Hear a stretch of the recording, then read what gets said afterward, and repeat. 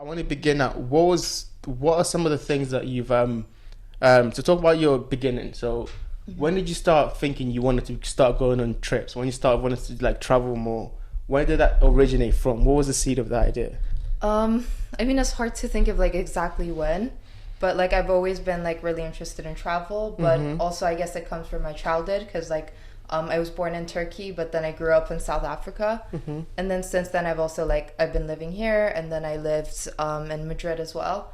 So I guess like living in so many countries, like I just love like seeing all the different cultures, and then now like even if I'm not moving around, like I still want to have that like sort of experience by like visiting new places, like seeing new cultures, trying new foods, just like going on adventures really. Do you remember the beginning? Like, was it jarring for you? Because I remember when I first moved here from Ghana, it was Yeah. very jarring for me to like see the difference between England and then Ghana. Was it jarring for you moving from Turkey to South Africa?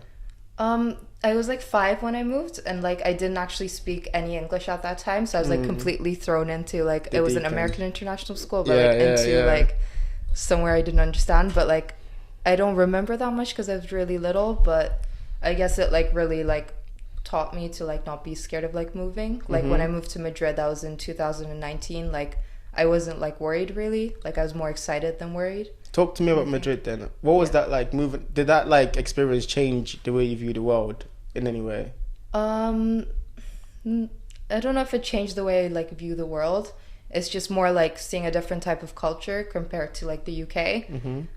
Especially with like I went for my year abroad in uni. Mm-hmm. So like with studying, it was like completely different, like a different Mm-hmm. uni experience. Like here, it was more like strict. It was more like structured. Mm-hmm. There was like more laid back. It was like the first place I've ever cheated in an exam. Like I didn't it's know, how just, did you get you away know, with that? How you? no, like that's the thing. Like in the UK, like I was so used to like I've never cheated in like Yeah, 'cause especially it's in so uni strict. exam. It's Yeah, so like you yeah. actually have to like memorize stuff. You have to like Everything, learn yeah, it. yeah. But like there, like at first I went into test like just like not knowing people cheat, and then Yeah. everyone's just on their phones and like really like the teachers would allow it. It was kind of like a uni that was like really laid back in that sense. So Yeah. I was kind of just like I guess I adapt to this and also cheat. Tell me in more some about sense. about that then, like the difference in cultures Yeah. between like what you learned in Madrid. Like what was that like when you got there? Did you suddenly see new possibilities and like just a new version of you that you could be just because you're in a different place? What was that Yeah. experience like?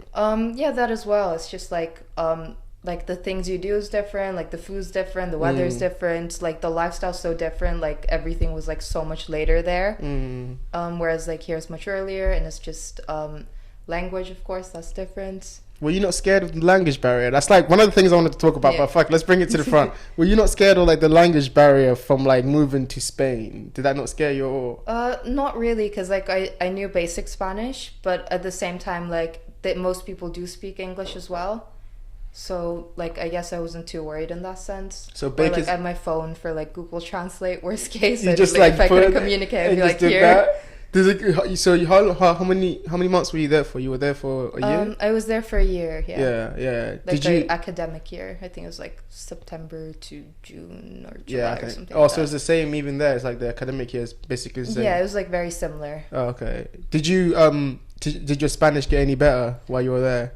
I think it did. Like Hola, I, hola, ¿cómo estás? Bien. Bien, muy bien. That's it. That's all I know. Yeah. So there's no more Spanish from there.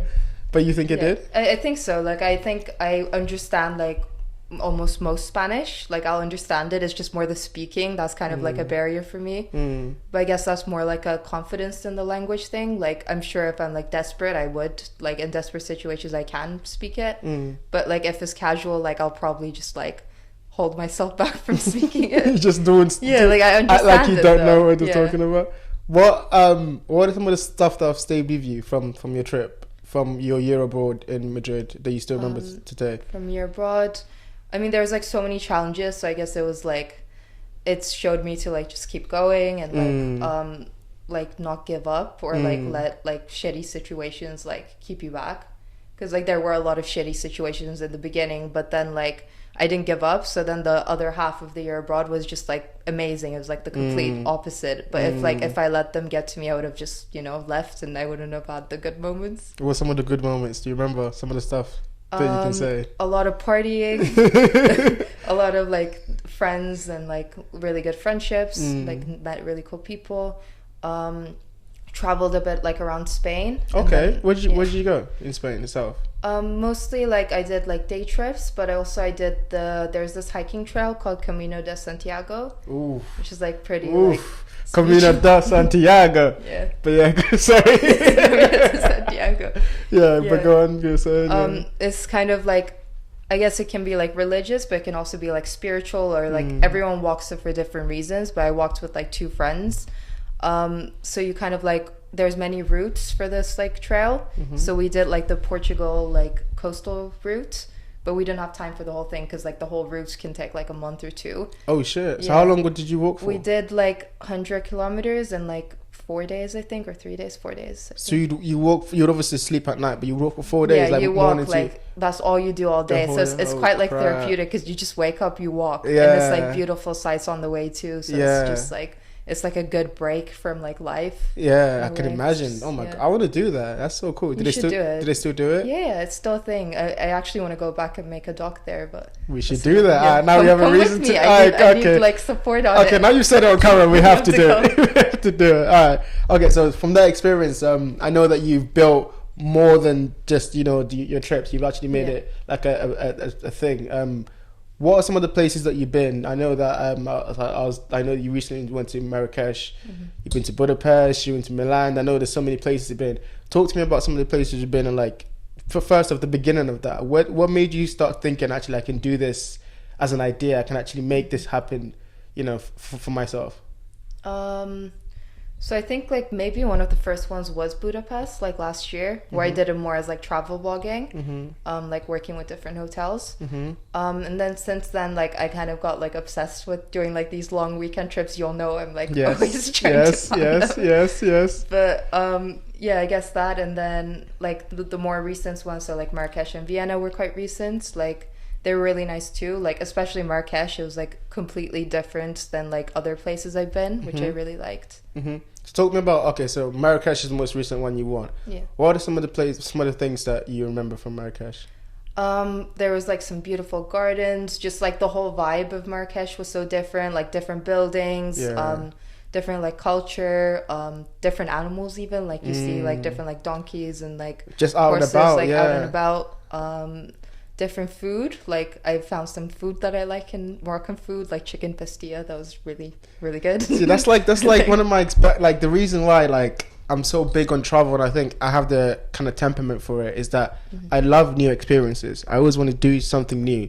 Like the other day I was talking to my friend yesterday actually, and I was like, I feel like when I get into this mode of just always seeing the same things every single day, it's not good for me. I need my mind to see new experiences, to do something new, so that I can like reset and then come back and then still continue this day-to-day job. It's like if I get too stuck in that loop of I'm always doing something that's like not different, my mind just, I'm pretty sure I used to probably a similar exactly the same. Yeah. Is that why you thought, actually I'm gonna it was like a New Year's thing, I'm gonna actually make sure I do it?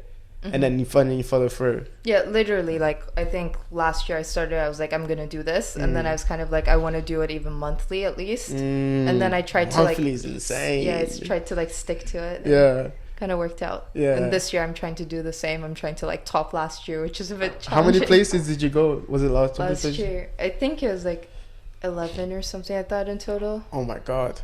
All right, so best place you went, and then worst place you went. Last year. It's hard. I know. Let me think. I guess like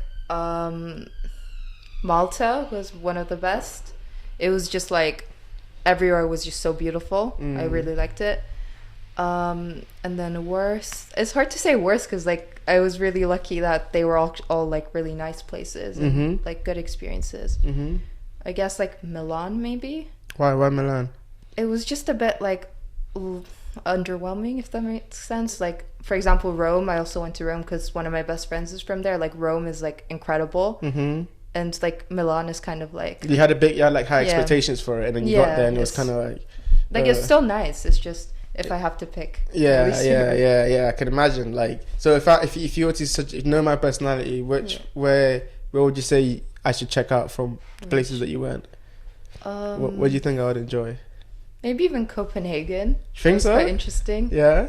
I think you'd like them all, but like Copenhagen was quite chill.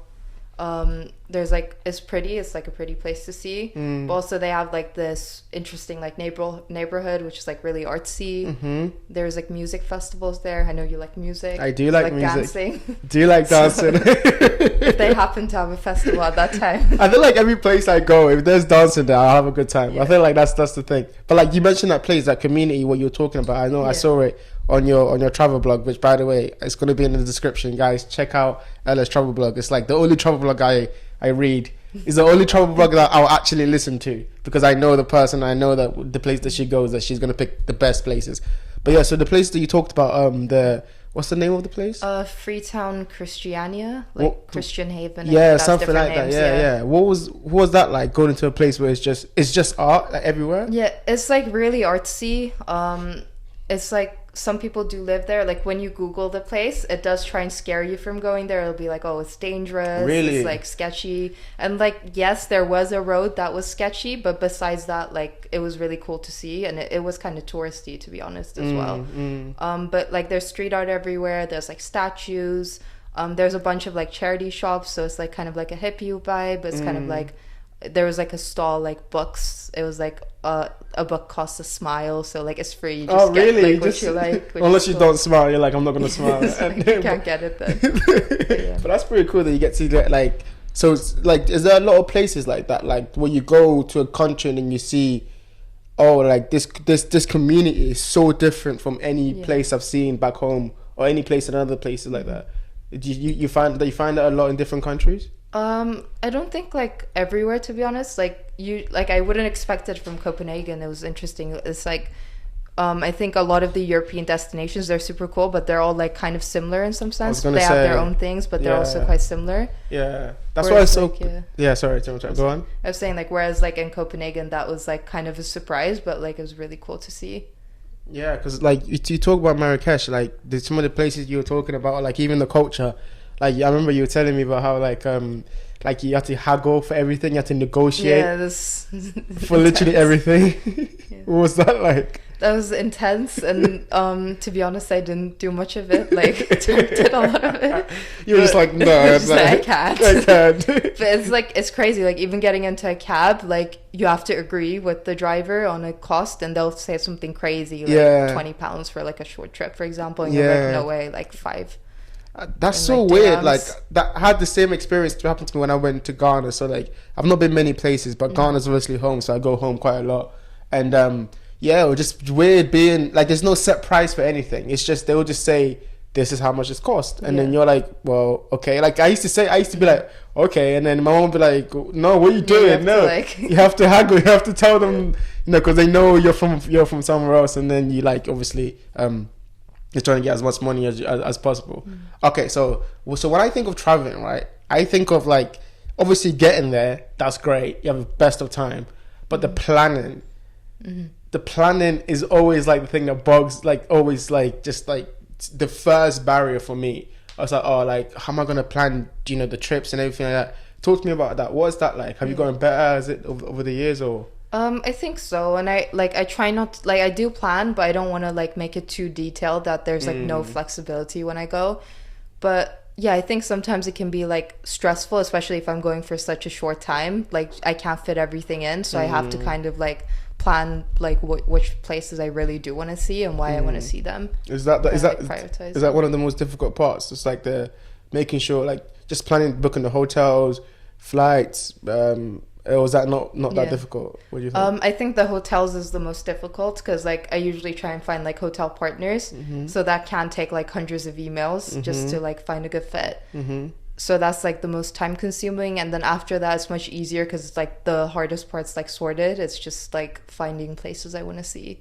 Do you remember how you felt when your first hotel partner came through and you were like, I finally get to do Yeah, this. I was so excited because like I actually was like kind of cheeky and I tried to push my luck even though it was my first one. I was like, no, but like this suite is so much cooler. Can I have this one? And then like when they said yes, I was like, this is so cool. Like I think that kind of inspired me. I was like, there's so many possibilities. Like why don't I just keep trying doing this for like other places? Yeah, 100%. Like that's the moment. I think that's what I've been like trying to think, like how did you find the like confidence to do, because like you're right, it must take hundreds of emails and it's so much hard work behind the scenes, but like yeah, like the payoff is amazing, but also like I can imagine like what it's like, the process that you've got to gone through like over the years, just figuring it out. Like yeah, do you remember like the most annoying, I don't know, I was gonna say the most annoying like hotel you had to deal with or like anything like that, but I don't want you to. I don't want you to get in trouble. I don't want you to get in trouble. All right. So one question I had was like, for myself even, but also for people, how do you get past the fear of traveling? Because I know a lot of people have that. Like initially, they don't know. I don't know what it is. Maybe it's a name. Maybe it's just like, you know, you get stuck on a rock and you're just like, this is my rock, and you want to be there forever. But obviously, you've overcome that. So how do you do that? How do you overcome the fear of traveling?